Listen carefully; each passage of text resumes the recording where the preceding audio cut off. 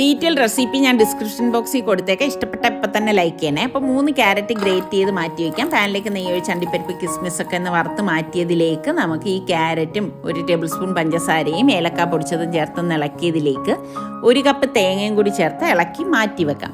മിക്സിയുടെ ജാറിലേക്ക് നമുക്ക് 1.5 കപ്പ് പാലൊഴിച്ചു കൊടുക്കണം. ഇതോടൊപ്പം തന്നെ 2 മുട്ടയും 1/4 കപ്പ് വീതം ഓയിലും പഞ്ചസാരയും 1 കപ്പ് മൈദാമാവും അതുപോലെ തന്നെ 1 ടീസ്പൂൺ ഏലക്ക പൊടിച്ചതും ചേർത്തൊന്ന് അടിച്ചെടുത്ത ഈ ബാറ്ററിലേക്ക് നമുക്ക് ഈ തയ്യാറാക്കിയ ക്യാരറ്റിൻ്റെ കൂട്ടിട്ടിട്ട് മിക്സ് ചെയ്ത് കൊടുക്കാം.